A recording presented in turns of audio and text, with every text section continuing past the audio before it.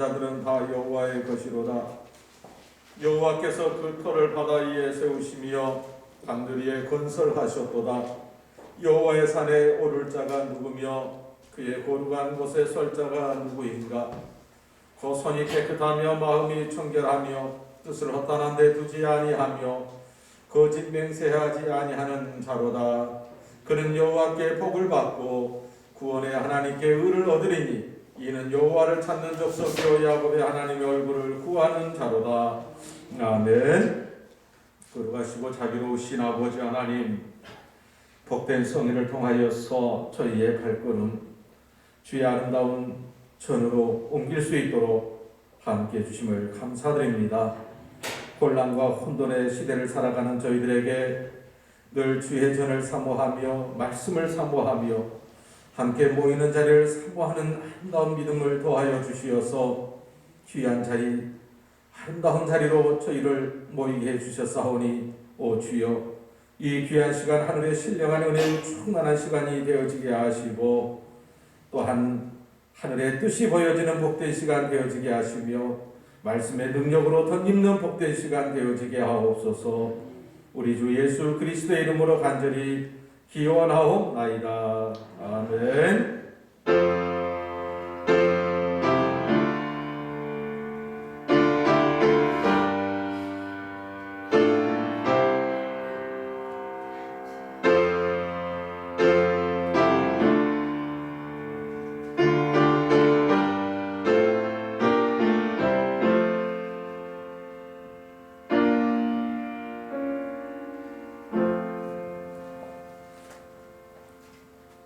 찬송 12장 찬송 드리겠습니다. 12장.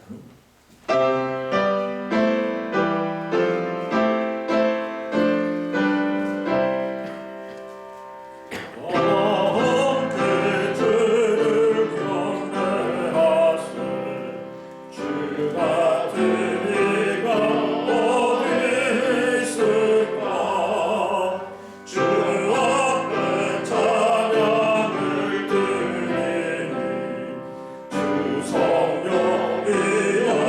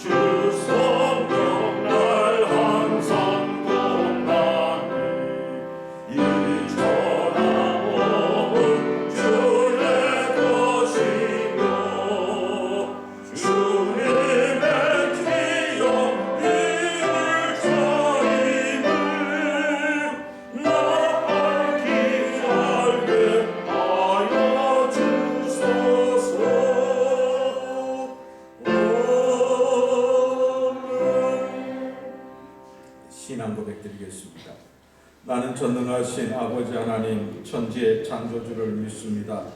나는 그의 유일하신 아들 우리 주 예수 그리스도를 믿습니다. 그는 성령으로 잉태되어 동정녀 마리아에게서 나시고 본디오 빌라도에게 고난을 받아 십자가에 못 박혀 죽으시고 장사된 지 사흘 만에 죽은 자 가운데서 다시 살아나셨으며 하늘에 오르시어 전능하신 아버지 하나님 우편에 앉아 계시다가 거기로부터 살아있는 자와 죽은 자를 심판하러 오십니다.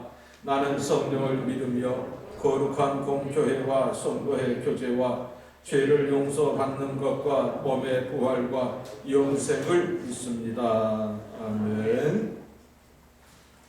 성시교독 제39번 시편 95편의 말씀. 오라 우리가 하나님께 노래하며 우리가 감사함으로 그 앞에 나아가며 여호와는 크신 하나님이시요 땅의 깊은 곳이 그의 손안에 있으며 바다도 그의 것이라 그가 만드셨고 오라 우리가 굽혀 경배하며 그는 우리의 하나님이시요 우리는 그가 기르시는 백성이며 그의 손이 돌보시는 양이기 때문이라. 아멘. 찬송 277장.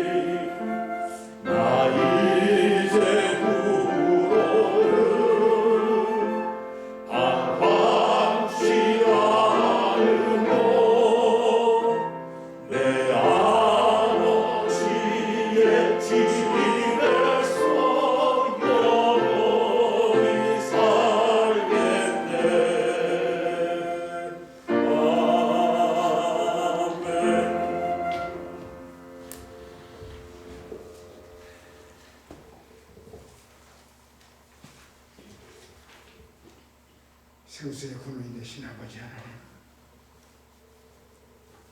우리의 삶의 시간을 뒤로하고 우리의 성전 신육교회로 모이게 하여 주심을 감사를 드립니다. 저희들의 입술을 열어 찬양하기를 원하오니 주님을 향하시고 받아주시옵소서. 신령과 진정으로 드리게 하옵시고 우리 예배를 주님께 드립니다. 아버지 하나님, 우리의 삶에 우리들 마음의 죄를 주님 앞에 고백합니다. 내려놓습니다. 예배의 중심에 서지 못하고 육신이 움직임에 따라서 헤맸던 저들의 삶을 용서하여 주셔서 내 진정 진정 사모하는 주님의 사랑을 저버리고 살아왔던 것을 이 시간 회개합니다. 아버지 하나님, 용서하여 주셔서 내가 진정으로 주님의 자녀라는 것을 이 예배를 다시 한번 깨닫게 해주시고 주님의 말씀 속에 살게 해주셔서 기쁨으로 살아갈 수 있는 저희들의 삶이 되어질 수 있도록 주님 도와주옵소서. 아버지 하나님, 사랑하는 우리 연로하신 장로님, 권사님들, 집사님들 주님 함께 해 주셔서 사랑하는 자의 내 영혼이 잘됨같이 범사에 잘되고 내가 강건하기를 강구하노라. 말씀에 의지하여 건강의 축복을 허락하여 주시고 주님 함께하여 주셔서 하나님의 은혜로서 이 세계 마지막 날까지 가신 길 따라서 주님 함께하여 주시길 기도합니다. 아버지께 주신 거룩한 말씀 안에 지금까지 오게 하신 또한 감사하며 그분들의 예분들이 계셨기에 우리 신임교회가 있음을 고백합니다. 늘 존경하고 사랑합니다. 주님 함께하여 주옵소서. 아버지 하나님, 사랑하는 목사님 말씀 속에 우리들을 인도하여 주시고 그 말씀으로 또 한 주간 살아갈 때 기쁨으로 살아가게 해 주시고 말씀의 전도자가 되어서 세상 속에 살아갈 때 주님 말씀 의지하며 살아가는 우리 모두가 되게 도와주옵소서. 아버지께 주신 은혜 속에서 힘들고 어렵지만 주님 함께하여 주실 줄 믿습니다. 주님께서 주신 거룩 은혜 속에 고통의 연속일지라도 여호와는 나의 목자시니 내가 부족함이 없다고 하는 우리 모두의 고백이 되게 도와주시고 나는 여호와를 말미암아 즐거워하며 나의 구원의 하나님으로 인하여 기뻐하리라고 하는 우리 모두의 고백이 되게 하여 주시고 언제나 주님 앞에 나갈 때 세상 속에 나갈 때 주와 함께 동행하며 의와 진리와 거룩함으로 살아갈 수 있는 우리 모두가 되게 도와주옵소서. 아버지 하나님, 기도하는 이의 목소리를 들으시고 간구하는 목소리를 들어주시어서 이 예배로 통하여 모든 숙제들이 다 이루어지기를 원합니다이다. 주님 함께하여 주옵소서. 무익한 종 기도할 때마다 우리 주 예수 그리스도의 이름으로 감사하며 기도드립니다.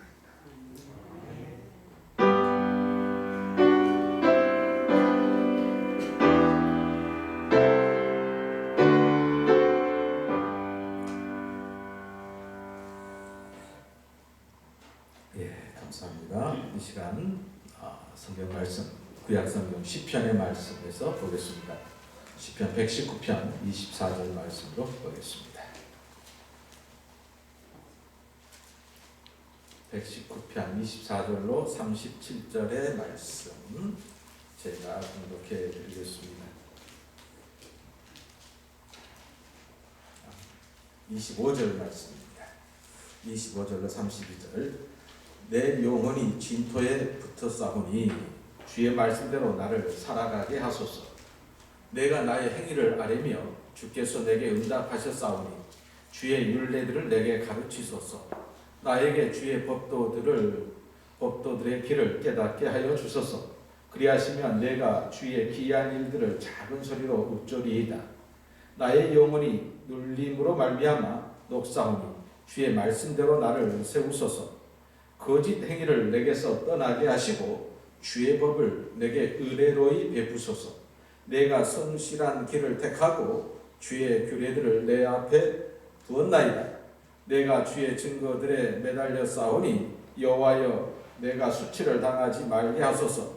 주께서 내 마음을 넓히시며 내가 주의 계명들의 길로 달려가리이다. 아멘. 요한복음의 말씀 15장 5절로 10절까지의 말씀입니다. 5절 말씀으로 10절을 우리 한 목소리로 같이 봉독합니다. 나는 포도나무요 너희는 가지라. 그가 내 안에 내가 그 안에 거하며 사람이 열매를 많이 맺나니 나를 떠나서는 너희가 아무것도 할 수 없습니다. 사람이 내 안에 거하지 아니하면 가지처럼 밖에 버려져 마르나니 사람들이 그것을 모아다가 불에 던져 사르느니라. 너희가 내 안에 거하고 내 말이 너희 안에 거하면 무엇이든지 원하는 대로 구하라. 그러하면 이루리라. 너희가 열매를 많이 맺으면 내 아버지께서 영광을 받으실 것이요 너희는 내 제자가 되리라. 아버지께서 나를 사랑하신 것 같이 나도 너희를 사랑하였으니 나의 사랑 안에 거하라. 내가 아버지의 계명을 지켜 그의 사랑 안에 거하는 것 같이 너희도 내 계명을 지키면 내 사랑 안에 거하리라. 아멘.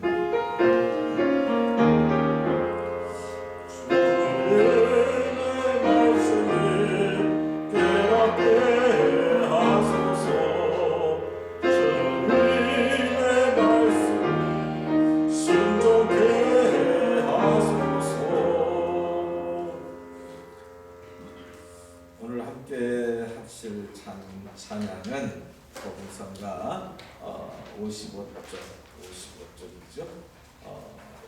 하나님의 은혜입니다. 오늘은 어찌어찌하여서 목소리가 별로 안 좋은데 제가 선창을 하게 되겠습니다. 여러분도 이 노래는 참 오래된 노래지만 좋다 이 정도까지 생각하시는, 그러나 막상 찬양하려면 좀 어려운 노래다 보니까 잘 안 불러진 찬양인데요. 가사 속에서 나와 하나님의 관계는 어떤 관계인가를 분명히 좀 고백할 수 있기를 바랍니다. 하나님의 은혜 찬양합니다.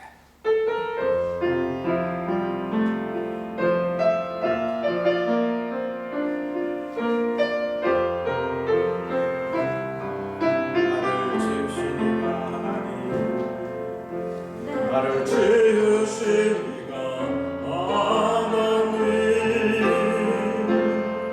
나를 부르시니가 하나님,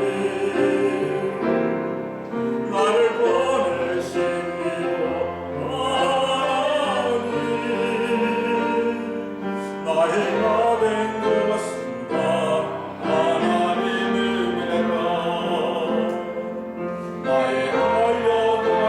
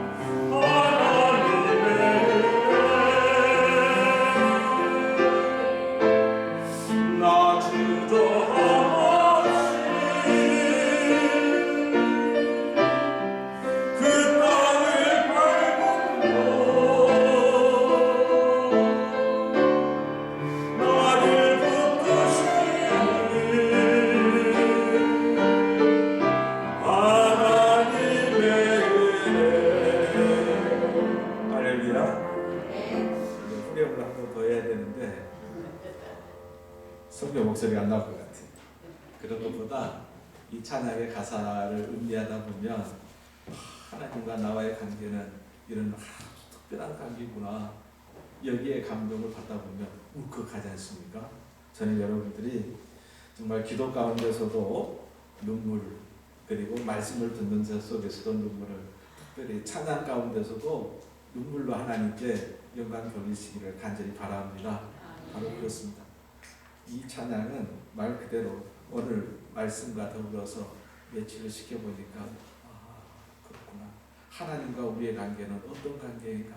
아주 특별한 관계이다. 내가 하나님을 아버지라고 고백하는 그 순간에 나는 그분의 뭐가 되어? 자녀가 되는 아름다운 역사가 있는 줄로 믿습니다.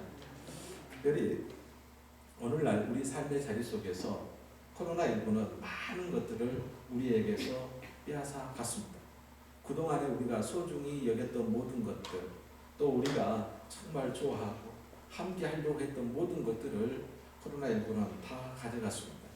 그러면서 우리는 그거 하나하나, 작은 거 하나하나도 얼마나 소중하고 귀중한 것이라는 것을 알게 되었죠. 어쩌면 코로나19는 우리로 하여금 더욱 겸손한 자리, 겸손한 자로 만들었지 않는가라고 생각을 해봅니다. 그러면서 이 많은 것들을 우리가 잃어버렸지만 이 안에서 행복, 이 안에서 정말 행복, 하나님의 기쁨, 하나님께 영광 돌리는 것이 무엇인가를 또 생각해 봅니다. 많은 사람들이 이런 질문을 합니다. 무엇이 행복한 삶을 살게 하는가? 무엇이 행복한 삶을 살게 하는가? 많은 사람들은 그 행복한 삶을 살기 위해서 요즘처럼 최고의 권력자가 되기 위해서 남들이 어찌 됐던가 말이죠. 그죠? 그래. 큰 권력을 갖는 것이 내 인생의 최고의 행복이 될 거라고. 또 많은 돈을 갖는 것이, 사업에 성공하는 것이 내 인생의 참 행복이라고. 그죠? 또한 내가 원하고 내가 뜻하는 바를 이루는 것이 진정한 행복이라고 생각합니다. 그래서 더 열심히 일하고, 그래서 더 열심히 살아가는 것 아니겠습니까? 자, 그런데 최고의 권력을 가지고 그 많은 부를 가지고 내가 뜻한 바를 이룬 사람들에게 그렇게 묻습니다. 당신 정말 행복하십니까? 라고 묻습니다. 그런데 그 행복이라는 것이 높은 권력과 많은 부와 나의 뜻하는 바, 그곳에서 오는 것이 아니라고 이야기를 합니다. 그죠? 요즘 우리는 주위에 장례식이 많이 있습니다. 저도 장례식에 이렇게 조용히 갔다 오면요, 그 장례식 그 자리를 통해서 이분이 어떤 모습으로 어떤 인생관을 살아가는가를 알게 되죠. 그러면서 공통점이, 자, 진정한 행복이란 어디서 오는가라고 했을 때는 저 두 번째 줄 좋은 관계라는 말이 나옵니다. 진정한 행복은 그 무엇을 소유하는 데 있지 않고 사람과 사람과의 좋은 관계 속에서 오는 것입니다 라는 이야기를 하게 됩니다. 아, 그래. 오늘날 말 그대로 애로움이라는 말들, 우리는 많은 것들을 누리고 있지만 그 안에 외로움이라는 또 하나의 병을 가지고 살아가고 있습니다. 어쩌면 우리 삶의 자리 속에서 관계라는 부분들은 점점 중요하게 여겨지는 것 같습니다. 특별히 이 좋은 관계는 우리의 마음, 몸뿐만 아니라 우리의 두뇌도 보한다라는 그러한 말이 있는 것 같습니다. 곰곰이 생각했습니다. 그래, 맞아. 좋은 관계 속에서, 또 그러한 관계 속에서 자라나고 양육되어진 아이, 그죠? 또 좋은 관계 속에서 살아가는 인생, 그 인생의 몸 상태, 마음의 상태, 모든 것이 다 다른 것 아니겠습니까? 그래서 우리는 사회적 관계, 우리 사회적 존재라고 하지 않습니까? 우리 사회적 존재로서 다른 사람과의 관계 참 중요하고 행복은 거기에서 온다는 것을 알게 되죠. 여기까지는 우리는 바로 우리가 세상을 살아가면서 집중해야 될 아주 중요한 것을, 바로 사람과 사람과의 관계인 것을 안다면 우리는 신앙인이잖아요. 그죠? 우리는 신앙인이잖아요. 신앙인도 정말 그럴 거라는 거예요. 인간적인 관계도 중요합니다. 그래서 이 공동체, 가족 공동체, 또 형제 공동체 이것도 중요합니다. 그러나 우리 신앙인에게는 무엇보다도 중요한 것이 무엇인가? 그것은 누구와의 관계? 하나님과의 관계가 아니겠습니까? 하나님과의 온전한 관계는 오늘 우리에게 큰 은혜를 줍니다. 그 은혜는 어떤 은혜인가?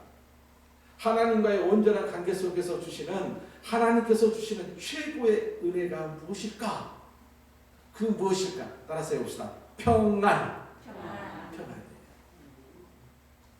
저는 그 평안을 어디서 찾냐면요. 제가 가끔 예를 드는 이야기 가운데 예수님께서 배를 타시고 제자들과 함께 이쪽에서 이쪽으로 건너는 일이 있잖아요. 그런데 풍랑이 일어납니다. 그죠? 큰 풍랑 속에서 이 배가 이제 큰 풍랑의 파도 속에 침몰할 것 같은 위기의 순간을 맞이할 때에 평생을 뱃사람으로 살았던 제자들조차도 우리가 이제 어떻게 되었다? 죽게 되었다. 그죠? 죽게 되었다. 난리가 난 거예요. 그런데 그때 주님께서는 뭐하고 계셨더라? 뱃머리에서 뭐하고 계셨더라? 주무시고 계셨다. 세상에나. 평안이 뭘까? 그렇게 배를 뒤엎어버릴 것 같은 그 풍랑에서도 결코 그것에 치우치지 아니하고 곤히 잠들어 있는, 아니 곤히 잠잘 수 있는, 왜? 주님께서는 그 풍랑을, 그 바람을 어떻게 따라서 합시다. 잔잔케 할 수 있는 능력을 가지신 분이란 말이에요. 믿습니까? 그러니까 아무리 큰 풍랑이라 할지라도 주님께서는 두려움의 대상이 두려움의 대상이 될 수가 없는 거야. 그러잖아요. 자, 로마서 말씀 볼게요. 시작. 그런즉 이에 대하여 우리가 감사하며 만일 우리를 위하여 위하시면 누가 우리를 대적하리요? 그 밑에 있는 게 아닙니다는 영어 성경을 직역을 해놨어요. 아닙니다. 이 모든 문제들에 대하여 우리를 사랑하시는 분 안에서 정복자 그 이상입니다. 아무리 세상에 큰 문제가 우리 앞에 있는다 할지라도 우리를 사랑하시는 분 뭐라고요? 안에서 따라서 안에서 그 안에 거하는 자에게는 이길 수 있는 그 이상의 능력의 소유자가 하나님의 자녀의 소유자, 하나님의 자녀의 자리가 되어지는 줄로 믿습니다. 여러분, 세상에 두려울 것이 없는 자에게 주시는 게 뭐예요? 평안이시잖아요. 평안이잖아요. 이런 생각을 해보면서 오늘 시편 119편의 말씀을 보겠습니다. 119편 우리가 말씀을 쫙 보면 이렇게 25절 말씀에 막 들어가면 이렇게 되어 있어요. 내 영혼이 바로 진토라는 말이 있습니다. 진토에 붙어서, 진토라는 것은 다르게 이야기하면 밑에 보면 영어 성경에 보면 내가 먼지를 뒤집었었다 또는 재를 뒤집었었다. 그쪽 사람들에게 있어서는 말할 수 없는, 내가 어찌할 수 없는 자리에 처하게 되면 머리에 죄를 뒤집어 쓴다는 표현을 많이 쓰죠. 욥기서 2장의 말씀을 보면 욥이 죄 가운데 있다라는 말이 있습니다. 욥이 죄 가운데 있다. 생각해 보십시오. 우리가 욥 이야기하면 가장 먼저 하나님께서 욥의 믿음을 시험하셨다. 이런 표현을, 이런 이야기를 우리가 잘 알고 있지만 곰곰이 생각해 봅니다. 욥은 동방의 최고의 부자였습니다. 자식들부터 그 많은 부 한순간에 싹 그 마누라까지 싹 사라졌습니다. 그 자리가 어떤 자리겠습니까? 이게 우리도 보면 어디로 가는 자리예요? 한강 다리로 가는 자리잖아요. 그 자리가 바로 내 영혼의 진토를 바로 붙였다. 그 자리예요. 이게. 오늘 이 시인은 어떤 형편인지 어떤 상황이 어떤지는 모르겠지만 자기의 머리에 죄를 뒤집어 쓰고 통곡하고 있다라는 것 아니겠냐 이 말이에요. 그렇죠? 인생의 가장 절망적인 그러한 자리가 오늘 이 시인의 자리입니다. 이런 말씀, 이런 상황의 당시에 이 시인만이 해당되어지고 욥만이 해당되어지는가? 그건 아니죠. 오늘 이 시대를 다르게 이야기를 합니다. 오늘 이 시대를 불확실성의 시대라고 이야기를 합니다. 불확실성. 그게 뭔 말이겠습니까? 오늘의 현재와 미래를 알 수 없는, 나에게 오늘과 내일 그 다음 어떤 일이 벌어질지 상상할 수 없는 시대를 말하는 거 아니겠습니까? 누가 코로나 바이러스 사태가 이렇게 길어질지 누가 알았겠습니까? 또 이 코로나 바이러스가 우리의 신앙의 자리, 우리의 삶의 자리를 이렇게 바꾸어 버릴 누가 상상이나 했겠습니까? 그렇지 않습니까? 이 사실을 아는 사람은 우리는 겸손할 수 있습니다. 내 삶을 내 마음대로 경영할 수 있다라는 그 교만한 생각들을 바로 코로나19는 가져가 버렸죠. 오늘 이 시인은 이제 어떻게 이 죄를 뒤집어 쓸 수밖에 없는 이 현실 속에서 어떻게 이 시인은 그 어려움, 난간을 이겨나가고 헤쳐나가는가를 오늘 본문은 이야기해 줍니다. 그래서 오늘 이 시인의 신학적인 결단이 바로 이 시간 여러분의 신앙의 결단이 되길 간절히 바랍니다. 먼저 바로 이 시인은 하나님과의 관계에 집중합니다. 하나님이 어떤 분이냐? 하나님이 어떤 분이냐? 어쩌면 하나님과의 그 관계 속에서 우리는 하나님이 어떤 분인가를 제대로 알아야 됩니다. 그리고 그분께 나아가기 위해서 우리는 몸부림쳐야 합니다. 우리가 잘 아는 하나님은 어떤 분이신가? 하나님은 오늘 창조의 이 가사처럼, 찬양의 가사처럼 나를 만드신 창조의 하나님이십니다. 바로 이 역사와 나의 인생을 주관하신 역사의 하나님이시고 마지막 때에는 내 인생에 바로 심판의 자리 속에서 구원해 주시는 하나님이신 줄로 믿습니다. 그 하나님과의 특별한 관계를 우리가 그 관계 속에 들어가는 것이 중요하다 이 말입니다. 아무리 험난한 죄를 뒤집어 쓰는 절망적인 상황 속에서도 그 절대자이신 그 하나님의 품 안에, 그 하나님의 사랑 안에 들어가는 것이 중요하다. 야고보서 말씀. 그리하여서 우리는 자 시작 하나님을 가까이 하십시오. 그러면 하나님께서 여러분을 가까이 하실 것입니다. 하나님과의 관계 속에서 가장 중요한 것은 하나님과의 가까이 하십시오. 에레미야 말씀 속에서도 내가 전심으로 나를 찾는다면 내가 널 또한 찾을 것이라고 이야기합니다. 중요한 것은 우리의 발걸음이, 우리의 마음이 하나님을 향하기를 오늘 시인은 권면하고 있습니다. 자, 그렇다면 오늘 야고보서 4장 8절 말씀 계속 나옵니다. 시작. 죄로부터 손을 씻고 마음을 정결하게 하고 세상과 하나님 사이에서 너의 충성심을 나누지 말라. 무슨 말이겠습니까? 하나님께로 나아가되 가장 중요한 것은 죄를 씻는 것. 하나님을 통해서 내 허물을 알고 그 허물을 씻어내는 것이 얼마나 중요한가를 또 이야기를 합니다. 여러분, 중요한 것은 이 허물이 내가 씻어진다 해서 씻어지는가라는 거예요. 그것은 아니겠죠. 어떻게 돼?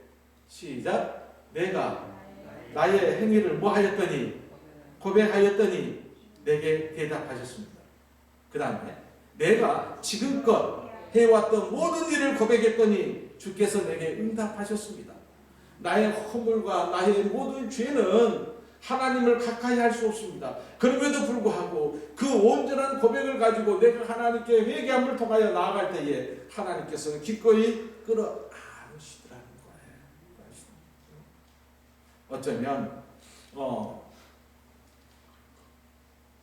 우리의 삶의 자리 속에서 이게 가장 어려운 것 같습니다. 어려운 것 같습니다. 진정한 회개의 역사. 여기서 뭐 고백이라는 표현이 나오죠. 이게 어떻게 쉽겠습니까? 그러나 우리는 압니다. 하나님은 어떤 인자의 하나님이라는 거지. 긍휼의 하나님이라는 사실을 알 때에 우리는 가능합니다. 그리하였을 때 하나님과 비로소 하나님이 내게 응답하셨다는 이야기는 하나님과 비로소 소통의 관계가 되었다라는 거예요. 그 막힘이 뚫렸다는 이야기예요. 왜? 하나님과 우리의 관계에 막힘이라는 것은 뭐가 막힘이라는 거예요? 죄가 막힘의 요인이라는 거예요.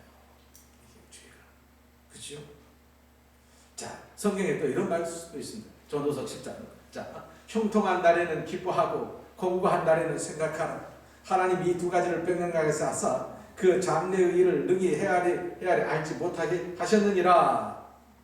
여기서 보면 핵심이 뭐냐면 여기서 공고한 날에는 뭐하라? 공고한 날에는 뭐하라? 생각하라. 자, 그 다음에 또 있어요. 자, 여러분 가운데 고난을 당한 사람이 있다면 뭐하라? 기도하라.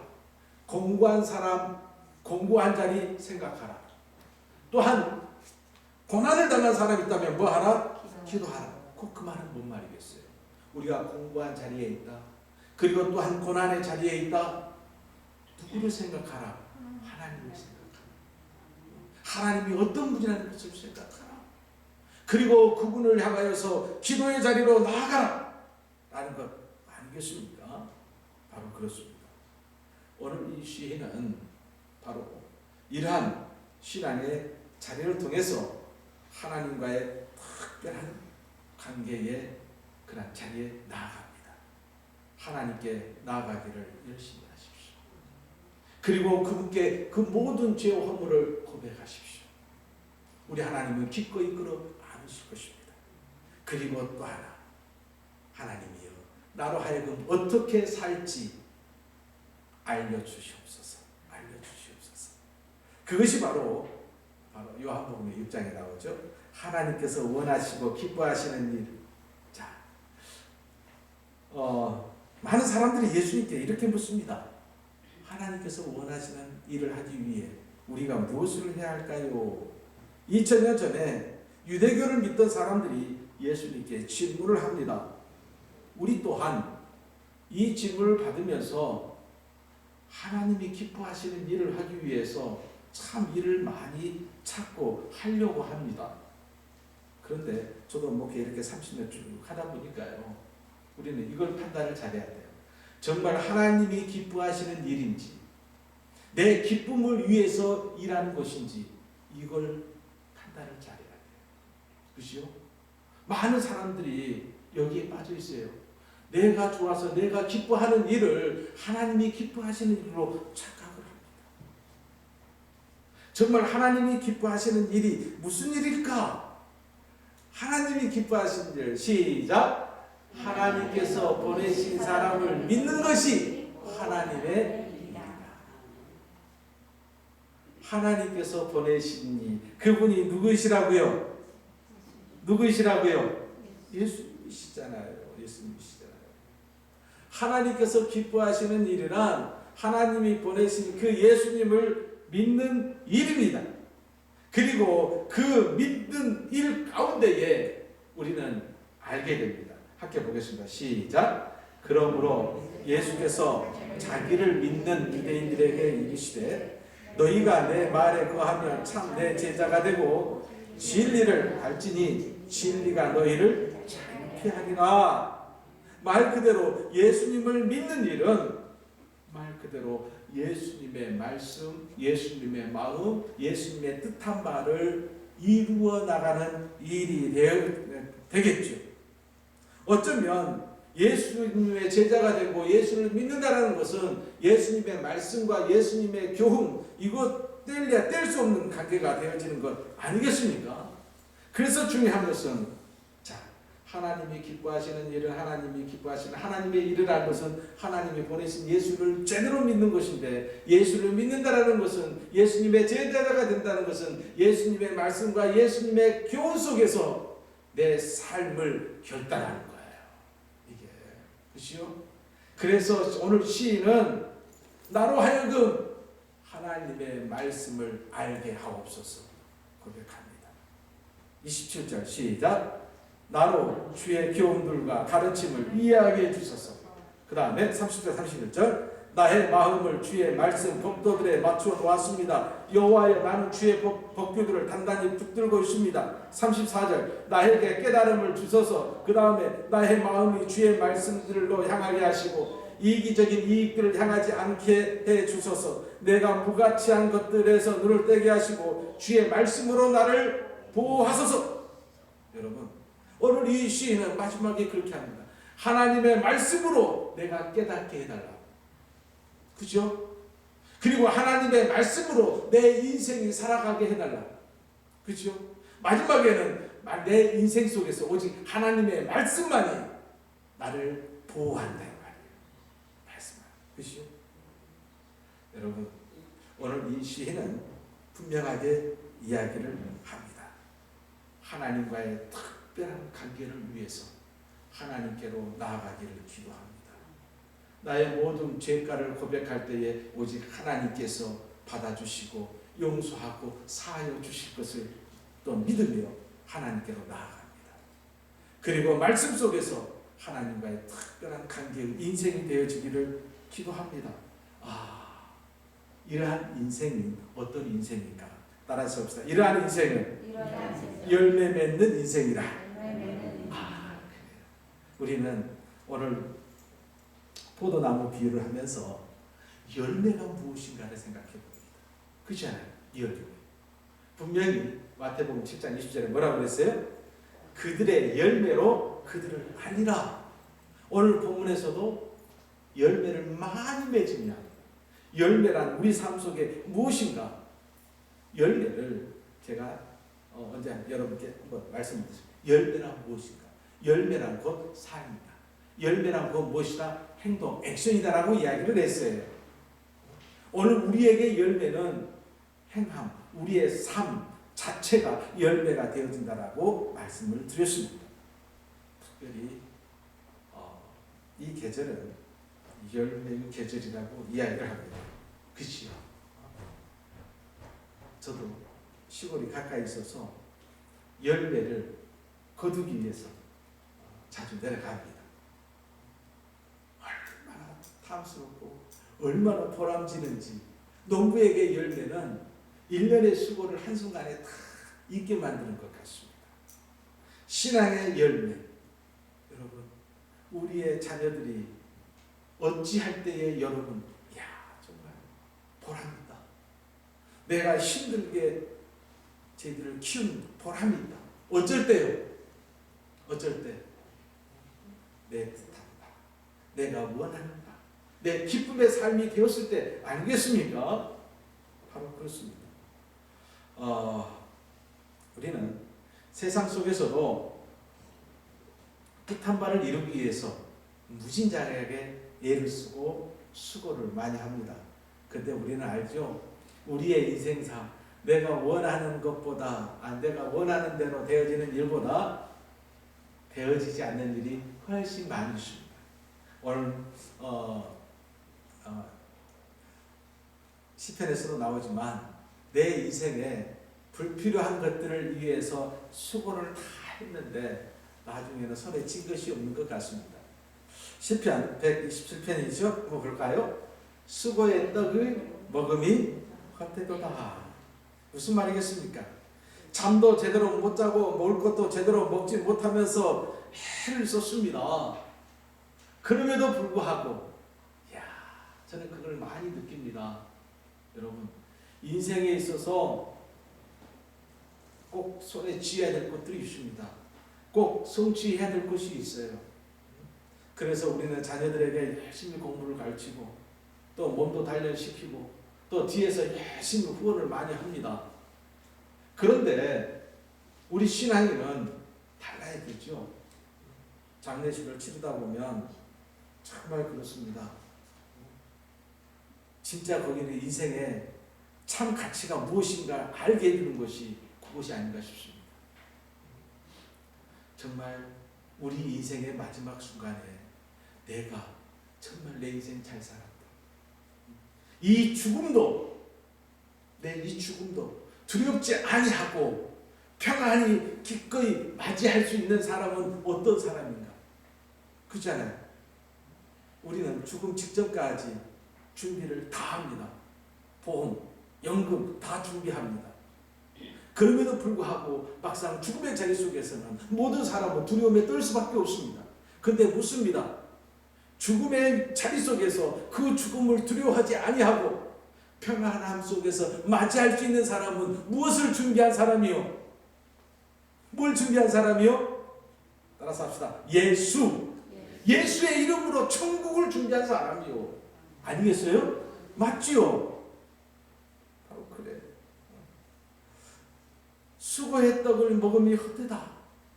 내 인생의 행복을 위해서, 내 인생의 성공을 위해서, 내 인생의 노년을 위해서 내 모든 것을 다 쏟아부었는데 이 모든 것을 시인은 뭐라고 했어요? 다 불필요한 것이라고 이야기를 했거든요.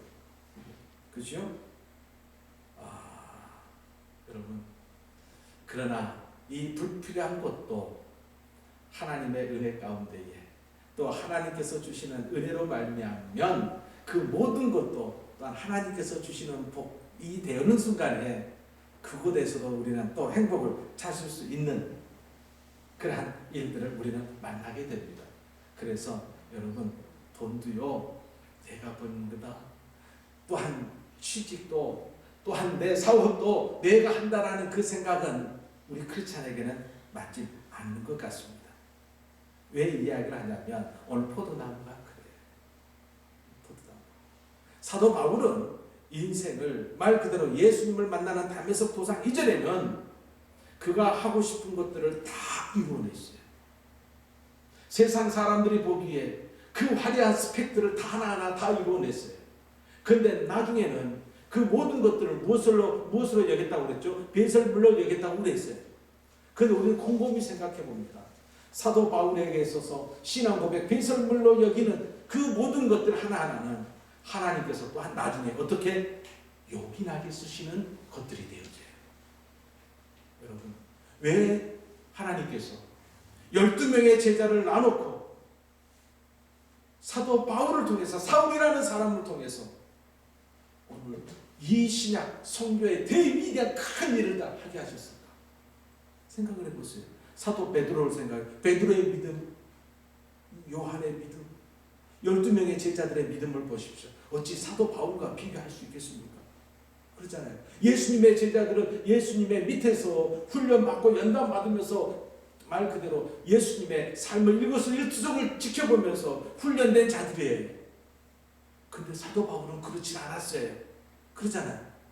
그럼에도 불구하고 사도 바울의 그 발자취, 그 발걸음을 통해서 말 그대로 이 복음이 이방으로 나아가는 놀라운 역사를 이루는 선교의 엄청난 큰 일들을 하게 했어요. 왜? 거기에 하나님의 놀라운 또한 경륜, 하나님의 뜻이 있는 거 아니겠습니까? 바로 그렇습니다. 말 그대로 우리가 헤아릴 수 없지만, 우리가 정말 이해할 수 없지만 하나님께서는 작은 것 하나하나까지라도 말 그대로 하나님의 뜻을 위하여 사용하는 것을 보게 됩니다. 그래서 우리는 여러분, 내가 무엇을 하여서 얻는다라는 생각은 세상적인 사람이지만 오늘 우리에게 있어서는 내가 수고할지라도 오직 하나님께서